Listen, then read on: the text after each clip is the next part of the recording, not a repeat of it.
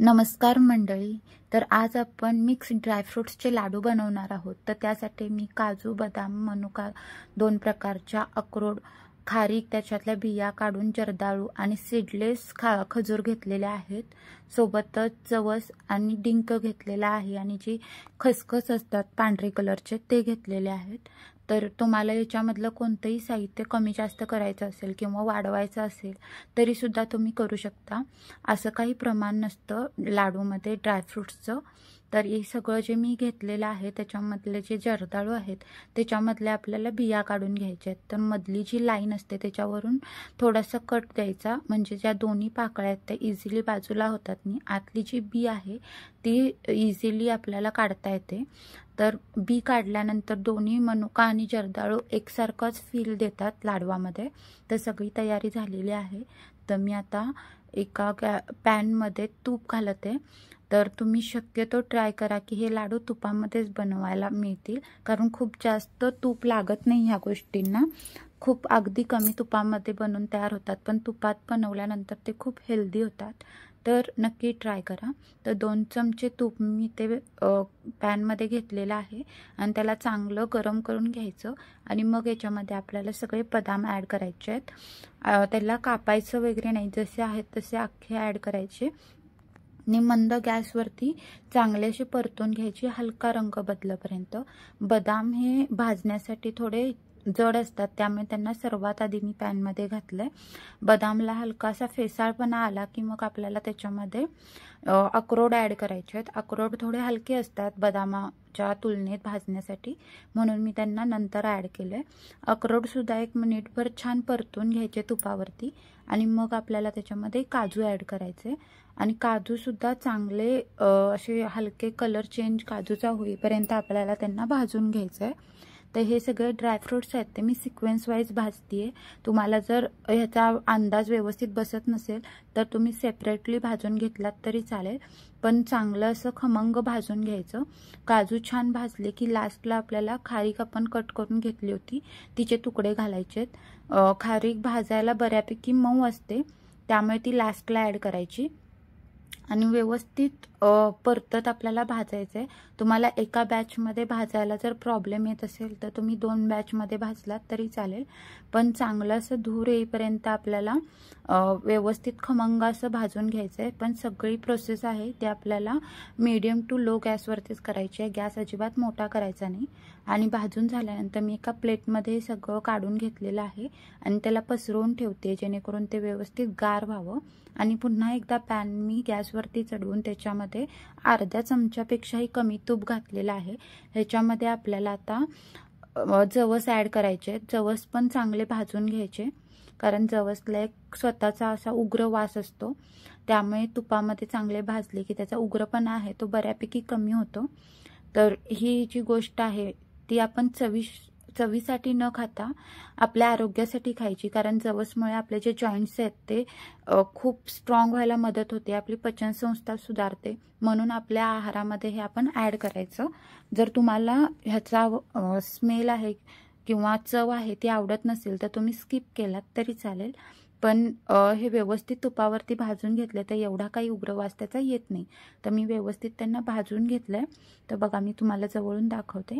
आता पुन्हा एकदा मी पॅन ठेवलेला आहे गॅसवरती आणि चमचाभर तूप मी पॅनमध्ये घालून चांगलं तापू दिलंय तुपाला आणि मग त्याच्यामध्ये मी जर्दाळू आणि काळ्या आणि पांढऱ्या मनुका आहेत आपण ज्या घेतलात त्या एकत्र ॲड करते, कारण तिन्ही गोष्टी मऊ असतात, त्यामुळे त्या एकत्र भाजल्या तरी चालतात. त्यांना भाजायला एकसारखाच टाईम लागतो, पण व्यवस्थित अशी परतून घ्यायचे. ड्रायफ्रुट्स भाजायच्या पाठीमागचं कारण इतकंच की आपण भरपूर प्रमाणात जर लाडू बनवतोय तर ते खूप दिवस असे टिकले पाहिजेत, म्हणजे महिनाभर किंवा 1.5 महिना फ्रीजच्या बाहेर ते आरामात टिकतात. त्यासाठी आपल्याला हे खमंग असे तुपावरती भाजून घ्यावे लागतात. तर व्यवस्थित असे भाजून घ्यायचे आणि मनुका स्वतःच खूप मऊ असतात, जर त्यांना भाजलं तुपावरती तर ते आणि सॉफ्ट होतात आणि आपल्याला लाडू वळताना मदत होते, म्हणून हे भाजून घ्यायचं. कारण आपण कोणत्याही प्रकारचा पाक बनवणार नाही आहोत, विदाऊट पाक आपल्याला हे लाडू बनवायचे आहेत. तर त्या सगळ्या गोष्टी आपण भाजून घेतो त्या व्यवस्थित गार करून घ्यायच्या आता मी गॅसवरती एक तडका पॅन ठेवलेला आहे आणि त्याच्यामध्ये 2 चमचे मी तूप घालणार आहे. 2 चमचे तुपामध्ये आपला डिंक व्यवस्थित तळून निघतो. त्यासाठी मोठी कढई घ्यायची गरज नाही. इथे तडका पॅनमध्ये ही काम आपलं चालून जातं. तर थोड्या थोड्या बॅचमध्ये आपल्याला हे डिंक तळून घ्यायचं आहे. तर डिंकाचे खडे आहेत ते डबल होतील असं तळून घ्यायचं आहे, कारण ते डबल झाले तरच ते असे छान कुरकुरीत होतात, नाही तर ते खडे तसेच लागतात आणि ते बरे लागत नाहीत. व्यवस्थित चमच्याने हलवून आणि असे भाजून घ्यायचे आणि झाऱ्यामध्ये व्यवस्थित निथळवायचे आणि डिरेक्टली प्लेटवरती ठेवायचे. इथे आपल्याला कोणत्याही प्रकारचा टिश्यू पेपर वापरायचा नाही, नाहीतर जे तूप आहे ते टिश्यू पेपर ॲब्झॉर्ब करतं आणि ते वेस्ट जातं, आपल्याला यूज करता येत नाही. ह्याच्यात डिंकामधलं जे तूप आहे नंतर आपण व्यवस्थित पुसून घेणार आहोत जेव्हा आपण लाडू वळणार. तर त्यासाठी सगळे डिंक आपल्याला असेच भाजून घ्यायचे आहेत आणि प्लेटमध्येच काढायचे आहेत. उरलेलं जे तूप आहे ते आपण पुढे यूज करणार आहोत. हे बघा, मी एक डिंक तुम्हाला चिमटीमध्ये चुरून दाखवते.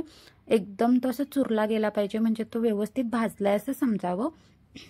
तर आता इथे आपलं डिंक भाजून झालाय. आणि जे आपण सीडलेस खजूर घेतलं होतं त्याचे असे व्यवस्थित तुकडे करून घ्यायचे, जेणेकरून ते खूप घट्ट असतं. आपल्याला तुपामध्ये परतायला त्याला त्रास होऊ दे नको म्हणून त्याचे असे तुकडे तुकडे करून घ्यायचे. आणि डिंकाचं जे उरलेलं तूप आहे ते तेला पूर्ण व्यवस्थित पॅनमध्ये घ्यायचं. त्याच्यामध्ये चमचाभर खसखस घालायची, ती चांगली फुलेपर्यंत आपल्याला परतून घ्यायची आहे. आणि मग त्याच्यामध्ये आपल्याला हे सीडलेस खजूर आहे ते घालायचे आणि व्यवस्थित परतून घ्यायचं आहे. खूप घट्ट असल्यामुळे गॅस बारीक ठेवायचा आणि चमच्याच्या साहाय्याने दाबत आपल्याला ते परतून घ्यायचं आहे, जेणेकरून जो खसखस आणि तूप आहे पूर्ण जे खजूर आहे त्याला लागलं पाहिजे सगळ्या बाजूनी. आणि जसं आता सुट्ट सुट्ट तुम्हाला खजूर दिसतंय त्याच्याऐवजी त्याचा असा चिकट असा गोळा तयार झाला असं समजलं, एकदम असे आवळून आले खजूर की समजावे की ते व्यवस्थित भाजलेत. तोपर्यंत आपल्याला मंद गॅसवरती हे भाजून घ्यायचे आहेत. तर खजूरही आपले छान भाजलेले आहेत, सगळा खसखस त्याच्यामध्ये इव्हनली मिक्स झालाय. तर आपण हे काढून घेऊया एका भांड्यामध्ये. तेही आपल्याला 100% गार करून घ्यायचे. सगळे जिन्नस आहेत ते आपल्याला रूम टेम्परेचरवर पाहिजे आहेत. तर सगळे जिन्नस आपले इथे ऑलमोस्ट भाजून झालेले आहेत. तर आता एक मिक्सरचं भांडं घ्यायचं आणि त्याच्यामध्ये आपण सुरुवातीला जी बॅच भाजली होती त्यातले थोडेसे जे ड्रायफ्रुट्स आहेत ते मिक्सरमध्ये ॲड करायचे आणि त्याला मिक्सर चालू बंद करत आपल्याला फिरवून घ्यायचं. याने काय होतं, आपलं पटकन काम होतं, असं सरसरीत वाटलंही जातं आणि प्रत्येक ड्रायफ्रुट्स आपल्याला कट करायला लागत नाही, आपला वेळ वाचतो. ते बघा व्यवस्थित लावून घेतलेलं आहे मी. एका मोठ्या परातीमध्ये हे सगळं कलेक्ट करायचं आहे. तर मी जे मनुका आणि जे जर्दाळू आहेत जे भाजून घेतले होते ते सुद्धा आता मिक्सरमध्ये लावून घेते. 2 बॅचमध्ये मी लावते, कारण हे सुद्धा आपल्याला मिक्सर चालू बंद करतच लावायचं. आपल्याला ह्याची पेस्ट करायची नाही आहे, फक्त त्याचे असे बारीक बारीक तुकडे झाले पाहिजेत, म्हणजे जेव्हा आपण लाडू वळतो तेव्हा बाइंडिंग छान येतं, म्हणून असं करायचं. तर मी तुम्हाला दाखवते जवळून, म्हणजे तुम्हाला आयडिया येईल कितीपर्यंत आपल्याला ते फिरवून घ्यायचं आहे. मिक्सरचं जे बटन आहे ते चालू बंद करतच आपल्याला हे फिरवून घ्यायचं आहे. तर बघा तुकडे तुकडे झालेत, अजिबात त्याची अशी पेस्ट झालेली नाही आहे. हे सगळं आपल्याला एकामेकावरच काढून घ्यायचं आहे, कारण लास्टला आपल्याला मिक्स करायचं आहे. तर मी 2 बॅचमध्ये हे सगळं लावून घेतलेलं आहे.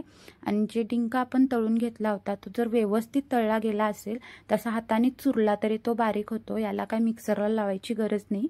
सगळा डिंक आहे तो असा चुरून त्याच्यावरती घालायचा. आणि जे जवस आहे ते सुद्धा मी पूर्ण त्याच्यामध्ये ॲड केलेलं आहे. त्याच्या प्लेटला लागलेलं सगळं तूप मी घेतलेलं आहे हाताने पुसून. एकनी एक तुपाचा थेंब आपल्याला इथे यूज करायचा आहे, अजिबात वेस्ट घालवायचा नाही आहे.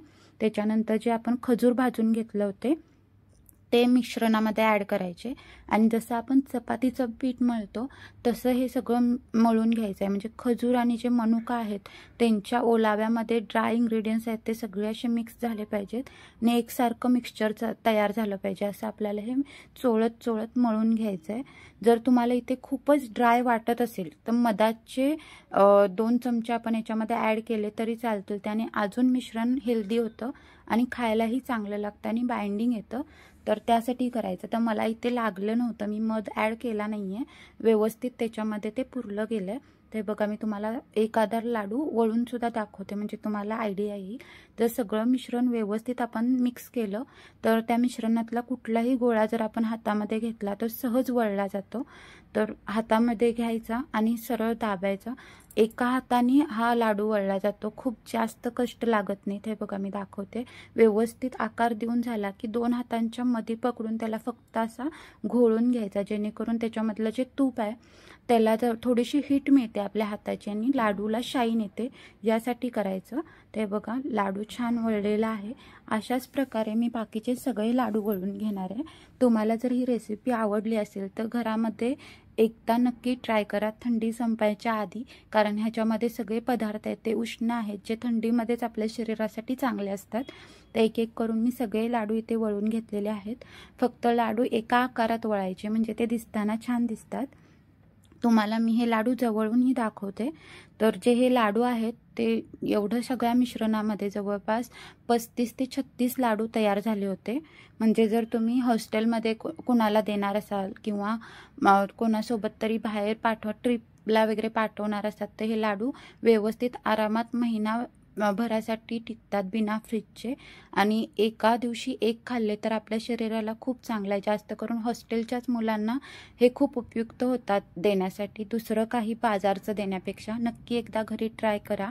एक लाडू मी तुम्हाला तोडूनही दाखवते, म्हणजे तुम्हाला आयडिया येईल की आतून तो कसा तयार झाला.